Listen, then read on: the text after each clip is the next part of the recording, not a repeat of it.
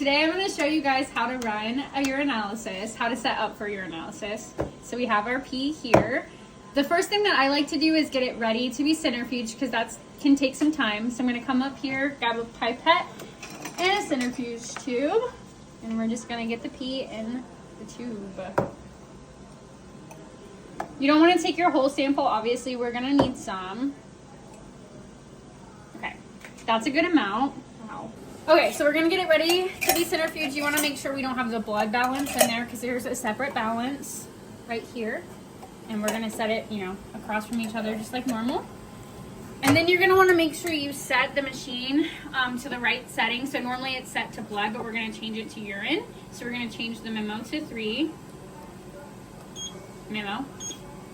3, and then we can get that started. So now we're going to fill out, so this is the physical, this is the chemical, and this is the microscopic. To get it ready to be read for the microscopic, we're just going to focus on this section of the urinalysis. So first, the method is going to be how we collected it. So this was free catch. Time of collection, that's self-explanatory. It's about 12:30. And then when it comes to color, we can look and see what color it is. We also have a chart over here that you can refer to when you're looking at it. I'm going to say this is kind of like a dark yellow. Yeah. And then appearance, what I like to do is kind of hold it up to some words and see if I can read through it. So this is actually pretty clear. I would say you can really read the words. And then for the specific gravity, we're going to need the refractometer, which is up here. Okay. And then we're just going to put a drop of pee on there. Just one. And then you're going to hold it up to a light to read it. So it's like 10:49, I would say.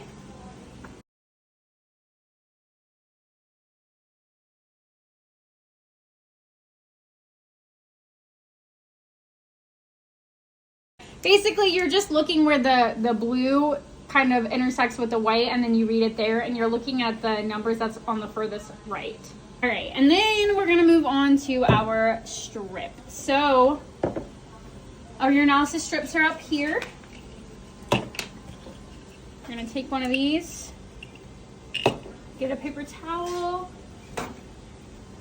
and then we're just going to put a drop of urine on each of the little squares. Now we're gonna kind of let the pee run off the side so it's not going everywhere. And we're gonna take our little container and we're just gonna match the colors with what we're seeing. Okay? So the euro is like negative normal, glucose negative, bilirubin negative, ketones negative. Specific gravity, we don't chart that, right? Because we use the refractometer. This can be a little inaccurate. Blood is negative. pH is like kind of in between. I would say like 5 and 6. I'm going to say 6. Protein negative, nitrate negative, leukocytes negative, and then ascorbic is like +40. Okay, it's done centrifuging now, so this is what it looks like. So what we want is this little bottom bit that like spun down. His urine doesn't really have much, but you can see like a little bit down in there. So what we're going to do is we're going to dump out the pee at the top. And like don't be afraid to like really like dump it. Like we just need like a very tiny amount. And then what we're gonna do is we're gonna take a pipette and we're gonna spin it. So we're mixing that little bottom bit in with the pee just to make sure we're getting it. And then we're gonna take one drop of what we call the unstained side. We're gonna put that on our side.